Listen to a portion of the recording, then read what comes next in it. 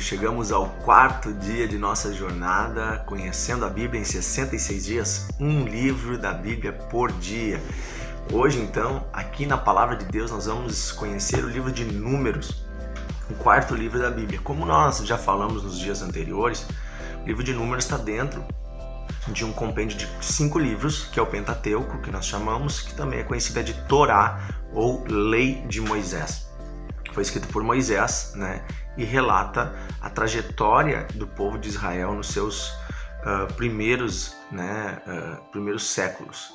Então nós temos o livro de Números, ele não tinha esse nome inicialmente. Os judeus não chamavam ele de Números, mas chamavam ele de um nome que significa no deserto. Ok? Então o livro de Números inicialmente era chamado de No Deserto. Porém a tradução grega, foi dar o nome de Números a ele. Por quê? Porque durante o livro de Números 2 vezes há números da população de Israel. Existem 2 recenseamentos que foram feitos na época por Moisés, a pedido de Deus, para quantificar, para dizer quantas pessoas tinha cada tribo. Ok? Então, esses números estão todos presentes nesse livro. Mas ele contém muitas outras coisas além desses números. Nós vamos ver no decorrer desse livro vários mandamentos e vários ensinamentos de Deus e vários acontecimentos no deserto, ok? Então, como nós tínhamos visto, o livro de Gênesis, ele conta a história até José, quando José entra no Egito, o livro de Êxodo, a saída deles do Egito, Então, quando eles já estão andando no deserto, Então, no livro de Levítico, Moisés sobe ao Monte Sinai e recebe de Deus orientações para o trabalho no templo, para o trabalho de sacerdote, para os sacrifícios. E agora, então, no livro de Números, Moisés desce no monte e ele vai andando com o povo no deserto e vivendo, e tentando colocar em prática aquilo que Deus tinha ensinado para eles, E uma série de outras questões novas, vão surgindo. Então, ele começa com o recenseamento, e Deus vai dando várias outras normas, e vivências para eles, por exemplo, com a questão do adultério, como deveria ser investigada uma situação de adultério, como deveria ser resolvida uma situação de adultério,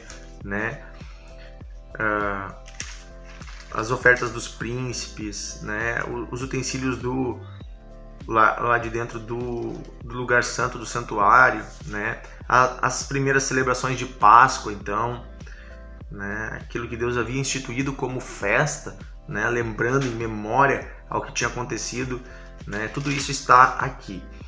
E nós vemos então no capítulo 11 em diante uma série de momentos em que o povo de Israel começa a murmurar, reclamar de Deus e de Moisés. O povo começa a fazer reclamação de tudo que é coisa. Ah, Deus, não tem carne para nós comermos.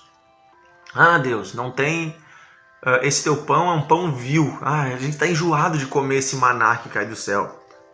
É sempre a mesma coisa nesse deserto. Começam a reclamar. Falam mal de Moisés, reclamam do governo dele, da gestão dele sobre o povo. Moisés era juiz sobre o povo, Moisés era, ao mesmo tempo, profeta, Ele era a boca de Deus para a lei civil, a lei moral e também para as questões pequenas. Quando alguém tinha uma situação lá, 2 pessoas se desentendiam, era Moisés que dava a resposta. Então no capítulo 11, nós vemos que Moisés fala com Deus e ele diz que estava pesado para ele, que ele não conseguia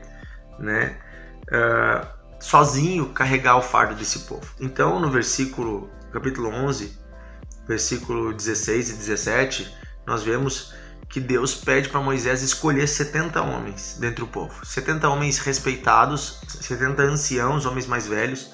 E daí diz, olha no versículo 17, diz assim, então descerei e falarei contigo. Tirarei do espírito que está sobre ti e porei sobre eles. E levarão a carga do povo, para que não a leves tu somente. Dize ao povo, santificai-vos, porque amanhã comereis carne. Porquanto chorastes ao ouvido do Senhor, dizendo, quem nos dará carne a comer? Íamos bem do Egito, pelo que o Senhor vos dará carne e comereis. Não comereis um só dia, nem 2 dias, nem 5, nem 10, nem 20, mas um mês inteiro, até vos sair pelos narizes, até que vos enfastieis dela, porquanto rejeitastes o Senhor que está no meio de vós e chorastes diante dele dizendo, por que saímos do Egito?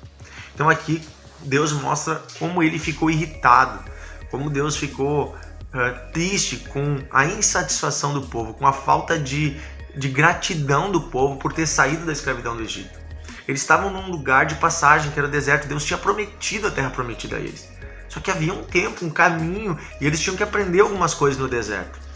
Porém, aqui o povo, erra diante de Deus. O povo erra feio, chorando, reclamando, dizendo era melhor a gente estar no Egito.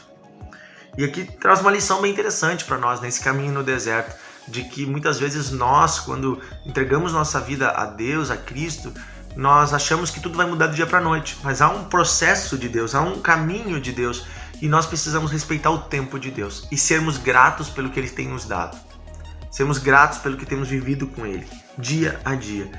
E também aqui existe a lição essa então da questão do governo, do governo até da igreja, do governo institucional, que um homem sozinho é difícil. É difícil um pastor carregar tudo sozinho, é difícil um líder fazer tudo sozinho. Nós não podemos centralizar as coisas. Devemos pedir a Deus outras pessoas. E daí no versículo 25, Deus desce numa nuvem e o Espírito Santo toma aqueles anciãos. E eles começavam a profetizar. Foram cheios do Espírito Santo e falavam em profecia. Então diz que eles, depois que saíram dali, pararam de profetizar, mas estavam com o Espírito neles. Porém, 2 homens, Eudade e Medade, continuavam profetizando, continuavam cheios do Espírito e profetizando. Daí diz assim no versículo 28, Josué, filho de Num, servidor de Moisés, um dos seus escolhidos, respondeu e disse, Moisés, meu senhor, proíba eles de ficarem profetizando no arraial. Mas Moisés lhe disse, tu tens ciúmes por mim? Tomara que todo o povo do Senhor fosse profeta, que o Senhor lhes desse o seu Espírito. Olha só, tomara que todo o povo, essa era a vontade de Moisés e essa também era a vontade de Deus, que todo o povo recebesse o Espírito Santo. E Joel, profeta lá na frente que nós vamos estudar também, ele profetiza que um dia toda a carne será coberta, sobre toda a carne vai se derramar o Espírito Santo. E nós vivemos esses dias em que o véu se rasgou e que o Espírito Santo está disponível a toda a humanidade, todos que buscam a Deus. E é isso que acontece lá em Pentecostes. Eles são cheios do Espírito Santo. Nós vamos ver isso mais à frente, lá no Novo Testamento, quando os discípulos são cheios. E quando eles oram pelas pessoas, as pessoas são cheias do Espírito Santo. E isso acontece até hoje. Nós somos cheios do Espírito Santo. O Espírito Santo está disponível para nós, sabe? Então, aqui no livro de Números, nós já vemos o desejo do Senhor com relação a isso, nós vemos uma situação também de confusão entre Miriam e Arão, que eles se voltam contra Moisés, como Deus resolve isso, Várias vezes existem violações e pecados e o povo peca e Deus vai lá e corrige, Deus castiga, Deus orienta, Deus tenta ensinar eles de tudo que é jeito, mas eles têm um coração muito duro. E Deus faz então a vara que Moisés carregava florescer para provar que Moisés era um homem de Deus. Então você imagina uma vara, um pedaço de madeira cortado há muitos e muitos e muitos anos, Deus faz numa bela noite nascer uma flor dele. Então imagina o que é isso que Deus fez para provar que Moisés era o seu escolhido naquela situação difícil, Nós vemos aqui então também uma passagem no capítulo 21, muito conhecida, onde nós vemos uma situação em que o povo de Israel continua reclamando, continua desobedecendo, continua pecando, então Deus envia serpentes ardentes, serpentes que vinham e picavam o povo. Essas serpentes representavam o próprio pecado do povo, que estava destruindo eles. Então, Moisés pede a Deus uma saída, e Deus manda Moisés fazer uma serpente de bronze, pregá-la em uma madeira e levantar aquela madeira para o céu. E todos que olhassem para a serpente pendurada no madeiro iriam ser salvos. Então, iriam na hora ser curados. E isso acontecia mesmo. Então, era uma serpente pregada. Imagina uma serpente feita de bronze e na cabeça dela tinha um prego. E nesse prego cravado em uma madeira, em uma estaca bem alta. Essa serpente, a Bíblia já nos mostra que ela representa a pessoa de Jesus Cristo, porque Jesus foi cravado com pregos também em um madeiro e ele estava levando todo o nosso pecado. Então Jesus representava a serpente ali, os nossos pecados. Não era Deus que estava morrendo na cruz por nós, mas eram os nossos pecados que estavam, né, morrendo encarnados em Deus, no Filho de Deus. Então Jesus diz que assim como a serpente foi levantada no deserto, né, seria necessário que o Filho do Homem fosse levantado em um madeiro, para que todo aquele que olhe para ele, creia nele, receba a vida eterna. Então, essa serpente já mostrava a salvação que Deus faria, derrotando o pecado, derrotando a morte, por meio do seu Filho Jesus Cristo. Jesus já estava presente aqui no livro de Números. Nós vemos Jesus em vários momentos. Então, o povo passa por várias situações. Nós temos uma situação de um profeta chamado Balaão, que ele é contratado por povos inimigos para amaldiçoar Israel, e ele não consegue porque Deus o impede. Deus usa inclusive o seu animal, a sua mula, para impedir ele de fazer esse mal, e no final ele acaba abençoando o povo de Israel, né? Então nós vemos que a vontade de Deus, ela é soberana. Deus abençoava esse povo, apesar de todos os erros deles, né? Então Deus começa a colocar leis e normas sobre a divisão da terra. Então Deus vai dizendo, quando vocês entrarem em Canaã, quando vocês passarem o Rio Jordão, é assim que vocês vão dividir a terra. Vai ficar tal terra para tal tribo, tal terra para tal tribo. É interessante que Deus vai falando, vai instituindo leis e regras para como vai ser a vida deles lá dentro.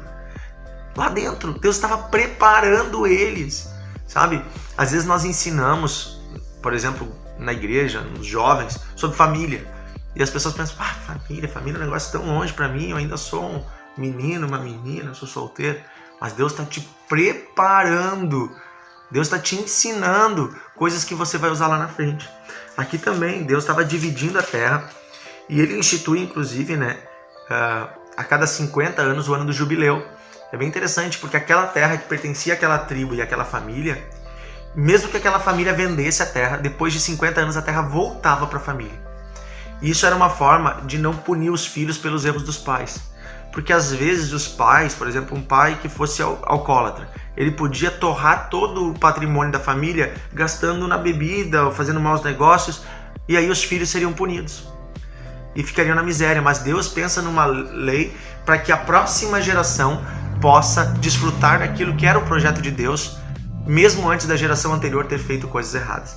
Então Deus pensa em tudo aqui, né? Deus vai cuidando de tudo, né?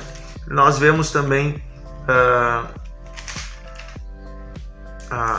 a distribuição dessa terra. Então é um tema bastante polêmico aqui. Os povos, né, as tribos vêm, questionam Moisés sobre algumas questões de regra, né? E daí no final Deus fala, no capítulo 35, a respeito das cidades de refúgio. Cidades de refúgio. No penúltimo capítulo do livro de Êxodo termina com esse tema, que fala sobre cidades que Deus queria que fossem edificadas em Israel quando eles entrassem na Terra Prometida, para que nessa cidade, se alguém cometesse um crime de morte, um homicídio, alguma coisa grave, e essa pessoa se arrependesse, essa pessoa poderia fugir para essa cidade, e lá nessa cidade ninguém poderia se vingar. Essa pessoa não poderia ser, no caso, morta nessa cidade, essa pessoa não poderia ser condenada, mas ela teria que viver o resto da vida nessa cidade. É como se fosse uma prisão voluntária. A pessoa vai para lá e diz, eu vou ficar aqui, não vou sair. Eram cidades onde não tinha muita renda, as pessoas viviam com situações bem difíceis, mas eram cidades que Deus criou como lugares de refúgio. Para dizer assim, há um lugar de refúgio para o pecador. Há um lugar de refúgio, inclusive, para quem cometeu coisas graves. E essa cidade de refúgio também representa a pessoa de Jesus Cristo, onde todos podem ir quando estão com o coração arrependido, onde todos podem ir, não apenas para fugir da penalidade, mas para ter vida após o pecado. Ter vida após o pecado. A cidade de refúgio é o próprio Deus, é o próprio Cristo, que nos dá um lugar, uma saída para os nossos pecados. Amém? Você tem muita coisa legal para aprender no livro de Números. Aprenda mais, leia a Bíblia, você vai se encantar com o que Deus ensina para o seu povo. E amanhã, então, o livro de Deuteronômio vai ser bem legal. Um grande abraço.